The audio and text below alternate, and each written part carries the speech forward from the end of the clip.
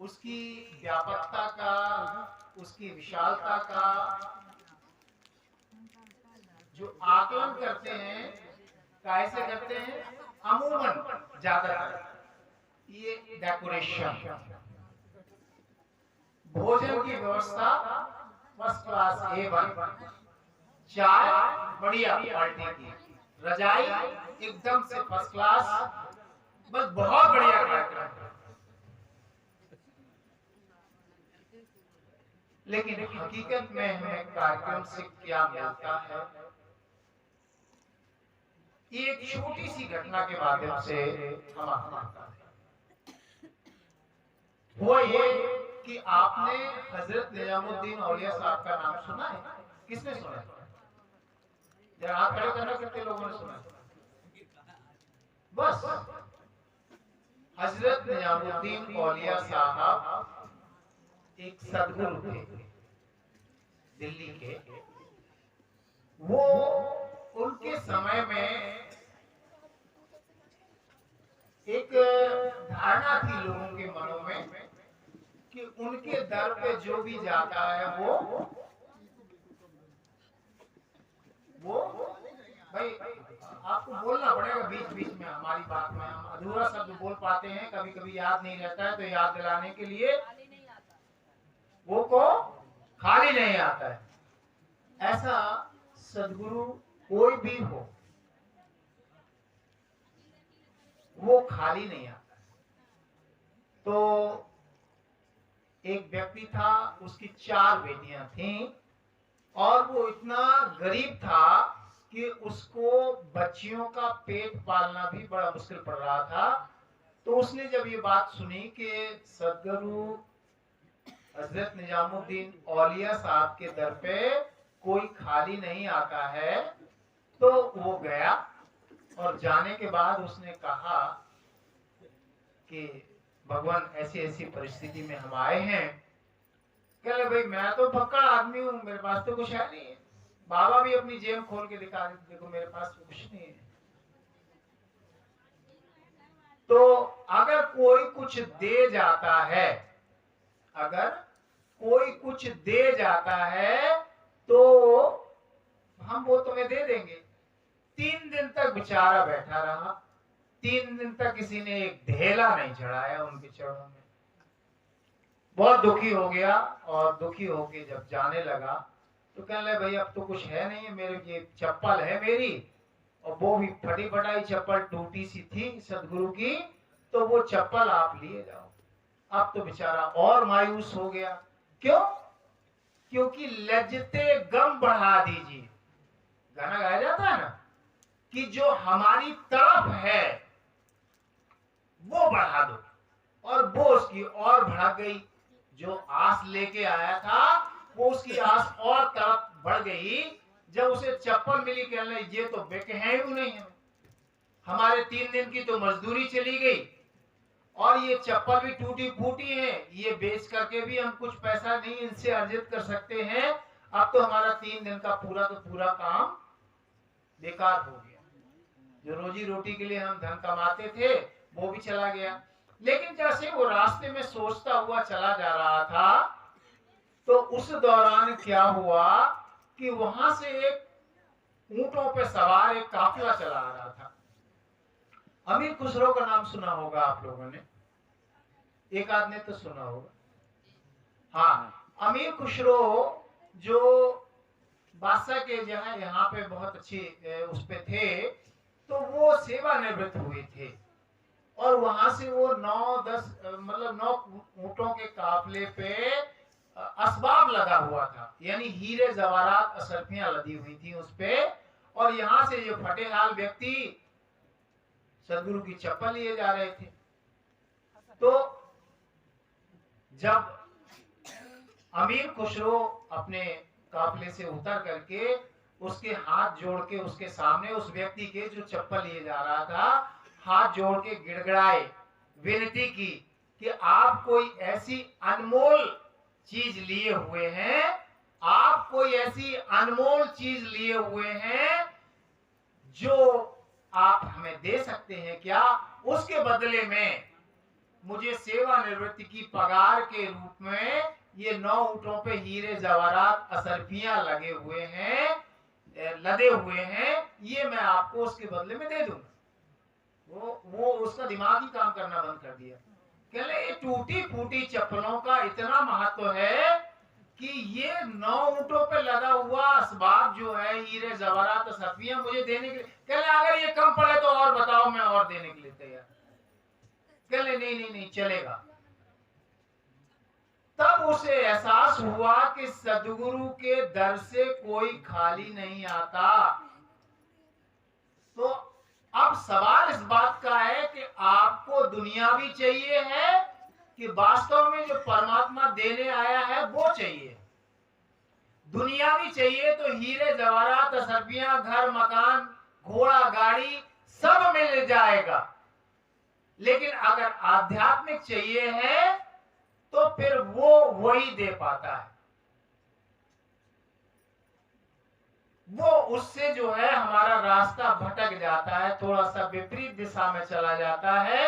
क्योंकि अभी अभी पिछली वार्ता में बताया गया है कि आपके सामने जो भी परिस्थिति क्रिएट की गई है वो हमारे इंप्रेशंस की वजह से है, हमारे संस्कारों की वजह से है। और वो जो स्थिति हमारी क्रिएट की गई है वो परमात्मा की नजर में है। हम परमात्मा के सीसीटीवी कैमरे की नजर में है। क्या लिखा रहता है ना, सीसीटीवी कैमरे के नजर में है आप। वो जो मुसीबत आई है हमारी वो परमात्मा की नजर में है। और वो परिस्थिति अगर हम प्रेम पूर्ण बर्दाश्त कर लेते हैं तो हम आध्यात्मिक मार्ग में प्रगति करते हैं। और अगर हम उस परिस्थिति से हटने के लिए परमात्मा से जिद करते हैं तो फिर से हम उसी स्थिति में चले जाते हैं। तो जो अनायास आया हुआ कष्ट होता है वो ईश्वर का छिपा हुआ वरदान होता है। इसलिए हमारा प्रयास ये रहना चाहिए कि हमें अपनी कैपेसिटी बढ़ानी है, हमें अपनी सहनशीलता बढ़ानी है। आज हम वास्तव में अगर बाबा का जन्मोत्सव मना रहे हैं, जैसा कि एरस भाई का संदेश अभी अभी हमारे जगदीश भैया ने बताया है, 1990 का 96 के बहुत सारे संदेश हैं जो कि 1980 से यह कार्यक्रम यहाँ पे आयोजित हो रहा है, जैसा कि व्हाट्सएप पे मैसेज भी गया है आप लोगों के। तो उसमें जो सबसे बड़ी बात लिखी है कि अगर हम कुछ मांगते हैं दुनियावी दृष्टिकोण से तो हम बाबा के प्रेम से महरूम रहते हैं। दुनियावी चीजें अगर हम मांगते हैं और अपनी परिस्थिति से अपने आप को हटाने की कोशिश करते हैं कि बाबा ये मुसीबत हमारे यहां से हटा लीजिए, तो फिर हमारा आध्यात्मिक मार्ग बाधित हो जाता है। तो जो भी परिस्थिति है, जैसी भी परिस्थिति है, वो हमारे आध्यात्मिक कल्याण के लिए है। इसलिए हमें उसे सहने की क्षमता अर्जित करनी चाहिए। जैसे हमारा कोई छोटा मोटा ऑपरेशन होता है या बड़ा ऑपरेशन होता है तो डॉक्टर क्या करता है, एनेस्थीसिया दे देता है, बेहोशी की जो है दवा दे देता है। उससे क्या होता है, हमें एहसास नहीं होता है। ठीक उसी प्रकार से जैसे गुरु कुम्हार घट शिष्य है, गड़गड़ काढ़े खोट, भीतर हाथ सहाय दे, बाहर मारे चोट। तो वो जो गुरु जिसके संपर्क में हम आते हैं, वो जो परमात्मा आज मेहर बाबा जो हमारा गुरु भी है, हमारा अवतार भी है, हमारा सब कुछ है, आज हम उसके संपर्क में आ गए हैं। जैसे ही वो हमें संवारने की कोशिश करता है, जैसे वो हमारे खोट निकालने की कोशिश करता है थप्पी मार करके, तो वैसे हम विचलित हो जाते कि नहीं मेहर बाबा जो ना करो मैं। तो हम अपने आध्यात्मिक मार्ग में खुद अपने लिए रोड़ा पैदा कर लेते हैं, अपने पैरों में कुल्हाड़ी मार देते हैं। तो आज हमें प्रयास ये करना है कि हम बाबा जिस हाल में हमें रखें, क्योंकि बाबा से ज्यादा तो कोई जान नहीं सकता है कि हमारे लिए कौन सी चीज अच्छी है। तो इसलिए अगर हम वास्तव में बाबा को प्रेम करते हैं, बाबा के सत्संग में शामिल होते हैं, तो हमें कोशिश ये करनी है कि बाबा के आदेशों पे अच्छा सा पालन करने की कोशिश करनी है। आज दुनिया में जो भी हमारे इर्द गिर्द जो चीजें चल रही हैं, जो हमारे कर्म कांडों के मुताबिक चली आ रही हैं, हमारी पूजा पुजापे के मुताबिक चली आ रही हैं, हमारे देवी देवताओं के मुताबिक चली आ रही हैं, उन स्थितियों में अगर हम फंसे रहते हैं तो फिर हमारा जीवन बिल्कुल एक सीमित दायरा बन जाता है। अगर हम इससे बाहर निकल के आते हैं, अगर हम अपने आप को प्रेमी गर्व से कहते हैं, तो इसका मतलब है मांगने का सिलसिला हमारा धीरे धीरे खत्म हो जाना चाहिए।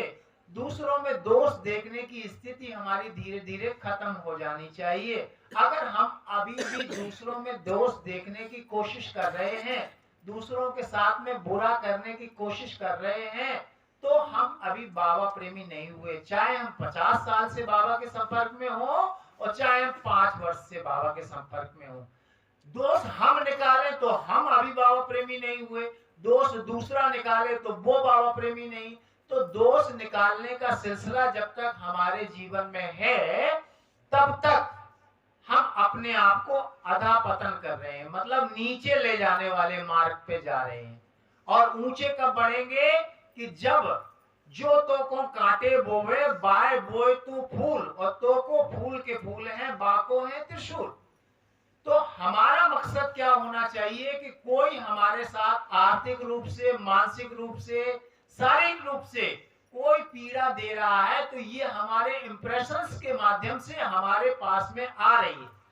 लेकिन आपको बहुत सावधानी पूर्वक, बहुत ही सहनशीलता पूर्वक उन परिस्थितियों से अपने आप को सेफ रखना है और परमात्मा की याद करते हुए सेफ रखना है। वही है, यही है हमारे सारे जीवन का सार कि जब हम उसको प्रेम करते हैं तो हमारे जीवन में ऐसी परीक्षाएं आती हैं कि हम अनायास ये प्रत्यारोपण कर देते हैं कि तुम्हारी वजह से ये मुसीबत आई है, तुम्हारी वजह से ऐसा हमारे जीवन में हुआ है, अन्यथा हम तो बहुत अच्छे थे। लेकिन ऐसा नहीं होता। जब हम किसी के ऊपर एक उंगली उठाते हैं तो 3 हमारे तरफ उठती हैं। उसका मतलब है कि उनसे ज्यादा दोष हमारे अंदर है। दोषी कोई नहीं है, एक्चुअल में तो सब परमात्मा बैठे हैं यहाँ पे। हकीकत में कोई बुरा नहीं है, बुरे हैं तो सबसे ज्यादा हम हैं। वजह उसकी क्योंकि हमारी जो दृष्टि है वो दोष निकालने की है, तो वो गलत है। अगर हम बाबा के संदेशों पे चलने की कोशिश करेंगे तो हमारे लिए कोई बुरा नहीं। बुरा जो देखन में चला, आगे बुरा ना मिलेगा कोई, जे दिल खोजा अपना तो मुझसे बुरा ना कोई। तो कुछ बातें तो ऐसी हैं कि जो प्रोग्राम में कड़वी, मीठी, खट्टी आपको मिलती हैं, उनको आपको आचरण में लाने की जरूरत है। अगर आप आचरण में नहीं लाएंगे, सारी जिंदगी ये जो जीवन मिला है, बड़े भाग्य मानस तन पावा, सुर दुर्लभ जिन ग्रंथन गावा। यानी देवताओं को भी नसीब नहीं होता है ये मनुष्य तन, लेकिन आज हमें आपको मिला है। तो एक छोटी सी कहानी के साथ मैं अपनी बात समाप्त करता हूं। एक फैमिली थी और 10 मिनट है क्या? 15 मिनट हुए अभी। अच्छा, तो उसमें क्या हुआ, देखो ये बाबा की बात नहीं है लेकिन फिर भी मैं बता रहा हूँ। उसमें अब आपको बता दे रहे कि क्या है। फैमिली थी, एक लड़का थी और एक माताजी थी और एक बेटा था। तो अब गरीब थे तो भिक्षा मांग के काम चलाते थे। तो आपस में विचार किया कि एक काम करो, अंधे बन के कोशिश करो भिक्षा मांगने की, तो लोगों को ज्यादा थोड़ी सी सिंपैथी आएगी और वो ज्यादा भिक्षा दे देंगे अपन को। तो अब ऐसे चलते हैं तो लोग जो है कहते हैं कि कोई हट्टे कट्टे हो, घूम रहे हो, और जो है लड़के को भी इस तरीके से, तो अंधे बन के प्रैक्टिस कर रहे थे। उसी दौरान एक पौराणिक कथा है, उसका आशय जो है हम बताना चाह रहे हैं वो ये है। तो वो जो है अंधे बन के चलने लगे। उधर जो है भगवान की धर्मपत्नी, उन्होंने देखा, कहने भगवान इनकी मदद करो। तो कहने मदद कर देते तो थोड़ा सा एक बहुत बड़ा एक हीरे जवाहरात असरफियों की एक पोटली जो है रास्ते में डाल दी। कहने इनकी किस्मत में नहीं है। कहने नहीं, आप करो तो मदद, किस्मत में हो या नहीं हो वो तो बाद में देखेंगे, तो एक हीरे जवाहरात सभियों की पोटली डाल दी, लेकिन वो अंधे बनने की प्रैक्टिस कर रहे थे तो वो पोटली में ठोकर लगी और उसको जो है इधर उधर इग्नोर करके वो निकल गए आगे के रास्ते में। डाल देते हैं, सब लोगों को समझ में नहीं आता है कि अंधे बन के भी कोशिश करें तो वो नहीं कर पा रहे। आगे चले तो कह रहे नहीं भगवान ऐसे नहीं, आप साक्षात जाके मदद करो साधु के भेष में। कहो भैया क्या कुछ चाहिए बच्चा, क्यों परेशान हो? कह रहे कुछ वरदान चाहिए हो तो ले लो। कह रहे हाँ चलो, एक आदमी एक वरदान ले ले। तो पहले माता जी से पूछा, कह रहे कुछ वरदान चाहिए? कह रहे हाँ महाराज, अगर देना है तो हमें 16 साल की कन्या वर। तथास्तु कर दिए। कहने ठीक है। फिर अब पति के मन में विचार आया कि अब हमारी तो वृद्धावस्था है और ये 16 साल की कन्या बन गई, तो अब तो ये हमारे साथ रहेगी नहीं। इनके मन में विचार कैसे आया 16 साल की कन्या बनने का? तो उन्होंने कहा नहीं, इनको तो आप जानवर की योनि में डाल दो, डॉगी की योनि में डाल दो। वो बना दिया। अब लड़के की बारी आई तो लड़का कहने लगे कि भाई तुम मांग लो, हो सकता है तुम्हारी आर्थिक स्थिति तुम्हारे वजह से कुछ खत्म हो जाए। कह रहे नहीं साहब, हमें तो अम्मा के अम्मा बनाते। तो वो तीनों के तीनों जो कुछ भी मांगा वही स्थिति रही उनकी। आज जो हमने बड़े भाग्य मानस तन पावा, सुर दुर्लभ जिन ग्रंथिन गावा, तो आज हमने इस जीवन को गंवा दिया दूसरों की ईर्ष्या करने में, दूसरों के दोष निकालने में, देवी देवताओं की और नाना जो है वो सब पूजा करके अपने जीवन को, अनमोल हीरे जैसे जीवन को बर्बाद कर दिया लड़ाई झगड़ों में। बस असली बात में जो हमें वो देने आया है परमात्मा, उस पे हमारा गौर नहीं किया।